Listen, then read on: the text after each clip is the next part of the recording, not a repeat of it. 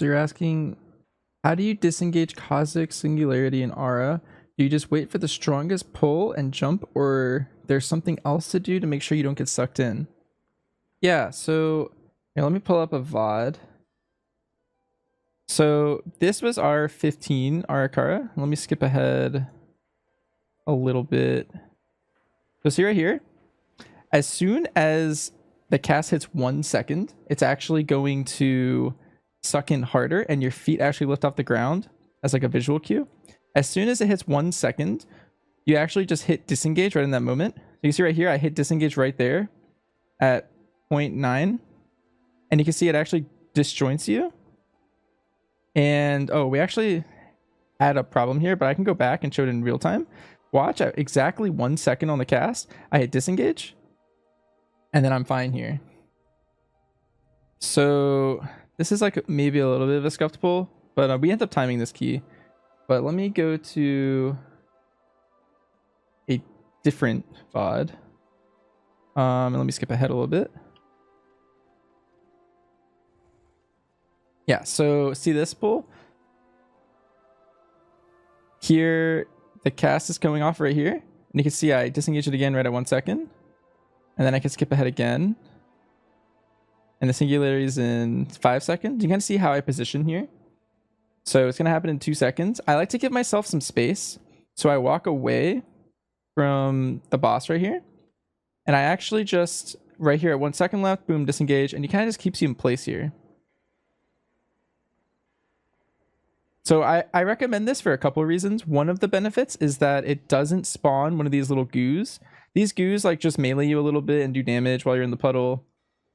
If you're just skipping them entirely, then you're like reducing like damage that you could potentially be taking. And if you can always immune it, then there's another great positive here, is you're not stealing someone else's puddle.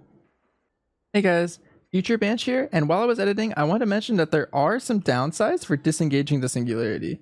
If you mess it up, you'll likely die, and this is a boss where things can get really hectic, so adding extra risk might not be worth it depending on the situation. I only really recommend using this strategy if you're super confident in your ability to pull it off perfectly. If you want some training wheels while you're learning the technique, I recommend having turtle available so that in case you mess it up, you can still turtle the singularity to avoid death. And I also get asked a couple times, I guess this is a little unrelated, but you don't actually need a healer as a hunter on this boss fight. You can live this entire fight without ever needing a heal. So this first poison here, we are 12 seconds into the fight. So at 15 seconds, I'm getting the first cultivated poison. I'm just gonna feign death this one. And I can kind of let the fight play out. But yeah, then there's a singularity. So far I've healed myself completely. I have a little bit of leech, so my leech actually will top me in between all the mechanics. This next poison comes out at like 45 seconds into the fight. This one, I'm actually going to cast Stone Form. You can see right here on my casts. So I'm going to Stone Form that one. And then we kind of go along for a little bit. The next poison comes out in 10 seconds. My Feign Death's actually back. And the generic rotation for how you want to do this boss, as long as you take the talent to dispel poisons. This one I'm going to feign. I'm going to feign it off here. Then there's the Cosmic Singularity. So you can actually walk back. I'm probably going to walk over here just to give myself more space. And yep, I do the Cosmic Singularity, suck in, boop, disengage. And then in 10 seconds, there's another cultivated poisons coming out. So I have Feign on cooldown here at the bottom. You can kind of see. And then I also have Stone Form on cooldown. So this one I'm actually going to turtle. So the one at 130, I'm turtling. And then, I'm going to skip ahead 10 seconds. But the next poison, my Feign's back up. I'm at 150 on my combat timer at the top left. So this one I'm feigning. And then there's a pull-in. Here, I'll show you guys the pull-in again. Disengage it at 1 second. Skip ahead a little bit. This poison, I don't have a dispel for myself. So I actually hit wall for this one. So the one at 220, I'm walling, and I might hit exil if I get low.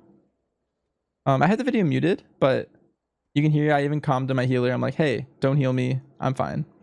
So I hit exil when I get lower, and then my leech is going to slowly top me here. And there's another poison coming out in 6 seconds. For this one, my Feign Death is back. So you're going to see right here, I get this one. I'm going to feign death it. You see right here my casts. Gone again. And then, let's see. A second. I'll let you guys see this one again so you can catch the timing. It's anytime after 1, but before you touch the purple. I try to do it before 0.5. If you do it a little bit later, you might get too close and you might die. But as long as you give yourself ample room, you'll be fine. And then again, 6 seconds, I'm getting a poison. Now my stone form's back. So the 3-minute poison, just gonna stone form it. And then the boss is pretty low, but the next poison that comes on 15, I'm gonna skip ahead 10 seconds. You can see right here, the poison's gonna come out again. I'm gonna feign it. So the one at 3:30, I'm feigning. And then the boss is dead here, but if it were to go another cycle, the wall I hit earlier is already back almost. And I can exhilarate. So the next one I can just exil wall, and then you can see the pattern. I'm gonna feign the next one after that, and then I'm gonna turtle, and then I'm gonna feign, and then I'm gonna wall exil, and then I'm gonna feign. And as long as you're cycling in these feigns, you'll be pretty fine. So that's how I like to do the last boss.